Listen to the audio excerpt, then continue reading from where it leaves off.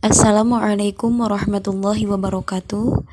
Kami dari kelompok 11 akan menyampaikan hasil usulan proposal program kegiatan mahasiswa bidang kegiatan PKM Riset untuk memenuhi salah satu tugas mata kuliah pemerintahan desa yang diampu oleh Bapak Dr. Agustina Setiawan, SIP MSI.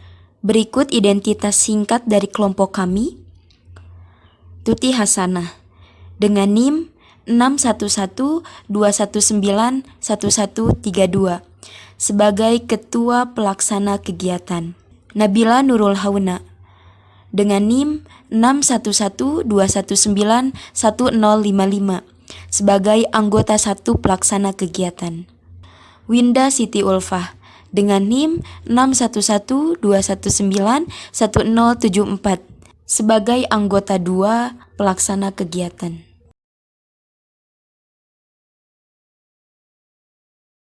Bab 1 pendahuluan.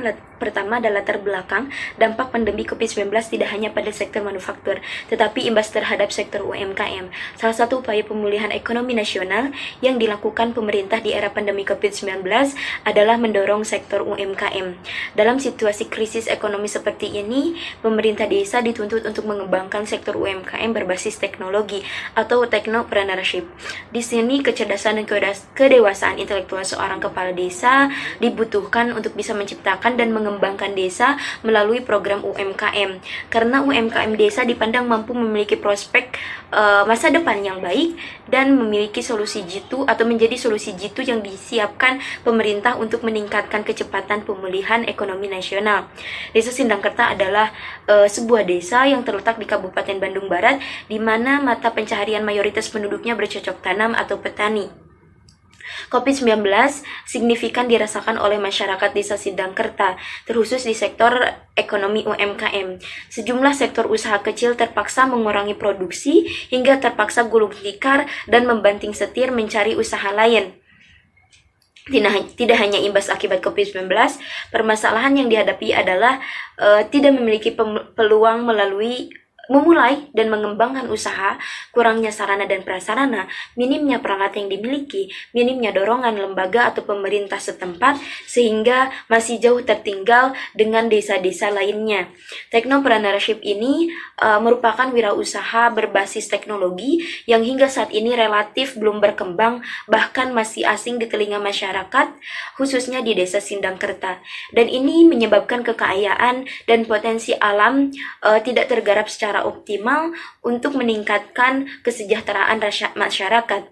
Kalaupun ada wirausahawan yang memanfaatkan dan memberdayakan sumber daya alam, umumnya hanya bahan mentah dan minim nilai tambah, serta kurangnya perhatian daripada pemerintah desa, sehingga produksinya sangat monoton. Dengan memanfaatkan teknologi pengolahan produksi dan pemasaran, sumber-sumber daya pertanian, perkebunan, dan perikanan kelautan sebenarnya dapat dimanfaatkan menjadi peluang UMKM. Terutama perlu adanya arahan daripada lembaga atau pemerintahan desa guna mendorong dan mengembangkan UMKM berbasis teknologi atau technopreneurship.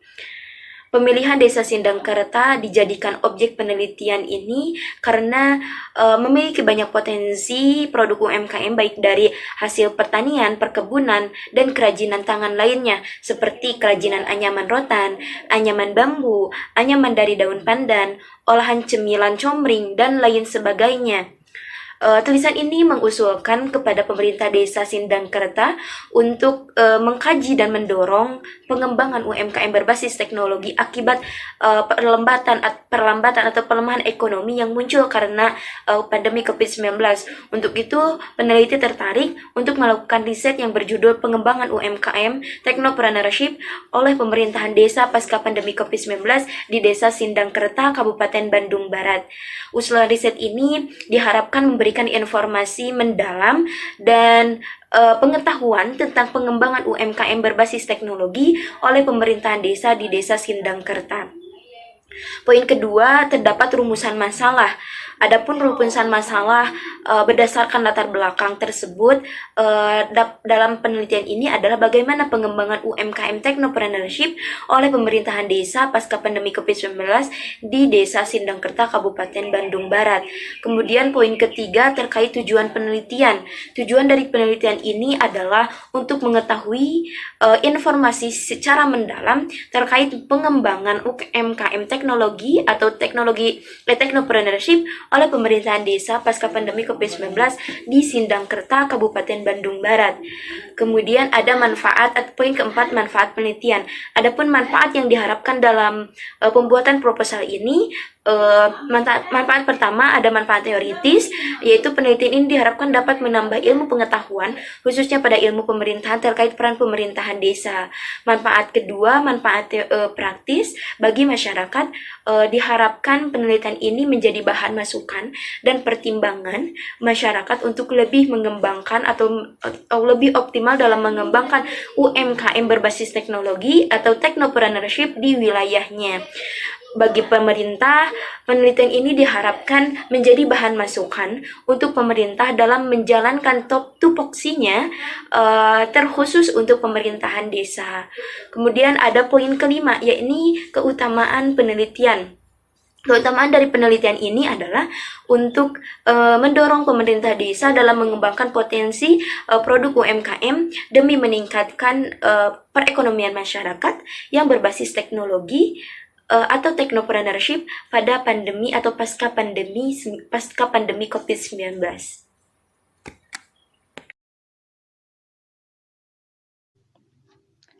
Baik, saya akan melanjutkan presentasi. Sebelumnya, nama saya Nabila Nurul Hauna dengan NIM 61121919055.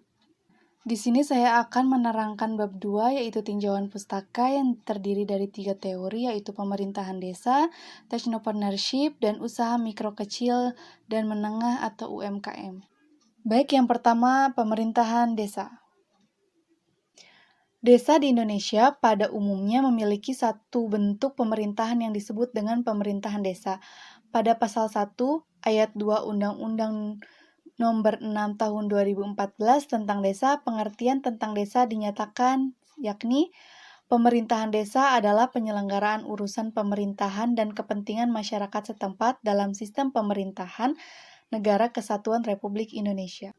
Berdasarkan pengertian dan konsep tentang pemerintahan desa seperti tersebut di atas, maka perlu dipahami beberapa hal yang terkait tentang desa tersebut, yakni yang pertama itu pemerintahan desa merupakan penyelenggaraan urusan pemerintah, yang kedua pemerintah desa merupakan penyelenggaraan kepentingan masyarakat setempat, dan yang terakhir pemerintahan desa berada dalam sistem pemerintahan Negara Kesatuan Republik Indonesia. Menurut Amin Suprihatini, 2018, pemerintahan desa adalah penyelenggaraan urusan pemerintahan oleh pemerintah desa dan badan permusyawaratan desa dalam mengatur dan mengurus kepentingan masyarakat setempat. Berdasarkan asal-usul dan adat istiadat setempat yang diakui dan dihormati dalam sistem pemerintahan Negara Kesatuan Republik Indonesia. Pemerintahan desa atau yang disebut dengan nama lain adalah kepala desa dan perangkat desa sebagai unsur penyelenggaraan pemerintahan desa. Yang kedua, saya akan menjelaskan tentang technopreneurship. Technopreneurship merupakan penggabungan dua buah kata, yaitu teknologi dan entrepreneurship, yang dimana jika diartikan adalah sebuah proses pembentukan usaha baru yang melibatkan teknologi yang diharapkan dapat menciptakan strategi dan inovasi yang tepat dan menjadi salah satu faktor dalam pengembangan ekonomi nasional menurut Neloh 2018. Technopreneurship merupakan suatu proses komersialisasi produk-produk teknologi yang kurang berharga menjadi berbagai produk yang bernilai tinggi sehingga menarik minat konsumen untuk membeli atau memilikinya, dan dianggap sebagai salah satu konsep yang merupakan sebuah turunan dari entrepreneurship yang sama-sama memiliki prinsip mencari keuntungan sebanyak-banyaknya, namun lebih berfokus pada suatu bisnis yang mengaplikasikan suatu teknologi tertentu. Menurut Wicaksono dan Nurnida 2017 dalam Nisa Almira Mayangki 2019. Selanjutnya saya akan menjelaskan tentang usaha mikro kecil dan menengah atau UMKM. Pada umumnya, UMKM diartikan sebagai unit usaha produktif yang berdiri sendiri, yang dilakukan oleh perorangan atau badan usaha di semua sektor ekonomi, termasuk perdagangan, pengolahan, pertanian, perkebunan, peternakan, perikanan, dan jasa. Menurut Dr. Dindin Abdurrahim BS 2020, sedangkan menurut Rujito 2005, di dalam Dr. Dindin Abdurrahim BS 2020, UMKM merupakan usaha kecil yang membantu perekonomian Indonesia karena dengan adanya UMKM akan terbentuk lapangan kerja baru dan meningkatkan definisi negara melalui pajak badan usaha. Sedangkan menurut Primiana 2009, UMKM merupakan suatu aktivitas dan kegiatan ekonomi yang menjadi penggerak pembangunan Indonesia seperti industri manufaktur, agribisnis, agraris, dan juga sumber daya manusia. Menurut Sri Winarni 2006, di dalam Supriyadi 2018, pada umumnya usaha kecil mempunyai ciri antara lain sebagai berikut. Yang pertama, biasanya berbentuk usaha perorangan dan belum berbadan hukum perusahaan. Yang kedua, aspek legalitas usaha lemah. Yang ketiga, struktur organisasi bersifat sederhana dengan pembagian kerja yang tidak baku. Yang keempat, kebanyakan tidak mempunyai laporan keuangan dan tidak melakukan pemisahan antara kekayaan pribadi dengan kekayaan perusahaan. Yang kelima, kualitas manajemen rendah dan jarang yang memiliki rencana usaha. Yang keenam, sumber utama modal usaha adalah modal pribadi. Nomor 7, sumber daya manusia atau SDM terbatas. Yang kedelapan, pemilik memiliki ikatan batin yang kuat dengan perusahaan sehingga seluruh kewajiban perusahaan juga menjadi kewajiban pemilik. Sekian dari bab 2 yaitu tinjauan pustaka. Selanjutnya akan dibacakan oleh rekan saya Winda Siti Ulfa yang akan menjelaskan tentang bab 3. Terima kasih. Baik, saya akan melanjutkan materi yang telah disampaikan oleh rekan saya. Sebelumnya perkenalkan, nama saya Winda Siti Ulfa dengan NIM 61121919074. Di sini saya akan menjelaskan tentang bab 3 yaitu metode penelitian. Yang pertama itu ada jenis penelitian, yaitu kita menggunakan metode penelitian kualitatif deskriptif. Metode ini biasa digunakan untuk menghasilkan data-data deskriptif melalui wawancara atau observasi yang mendukung kajian penelitian ini. Menurut Sugiono, penelitian atau metode penelitian kualitatif deskriptif ini biasa digunakan untuk meneliti keadaan atau suatu kondisi objektif yang alamiah, dan peneliti akan menjadi kunci utama dalam penelitian ini. Nah, untuk yang keduanya, kita ada teknik pengumpulan data, yaitu kita menggunakan 3 teknik pengumpulan data. Yang pertama ada observasi, yang keduanya ada wawancara, yang ketiganya ada dokumentasi. Nah, untuk yang pertama kita jelaskan observasi atau pengamatan ini, yaitu peneliti akan terjun langsung dan melihat bagaimana pengembangan UMKM yang ada di Desa Sendangkerta ini. Nah, untuk yang keduanya kita ada wawancara. Nah, wawancara ini kita langsung kepada kepala desa atau pemerintahan yang terkait dan lembaga-lembaga pengembangan UMKM serta pelaku usaha yang terlibat dalam penelitian ini.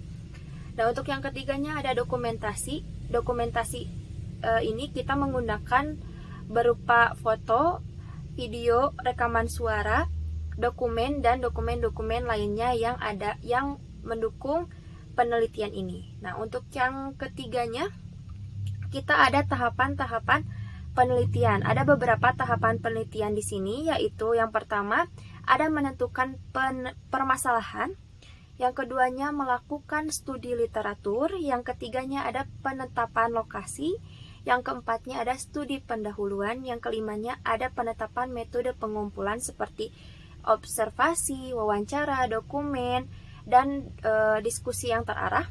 Yang keenamnya ada analisa data selama penelitian, yang ketujuhnya ada analisa data setelah validasi dan reliabilitas. Yang kedelapannya, yang terakhir, ada hasil atau cerita personal atau deskriptif tebal.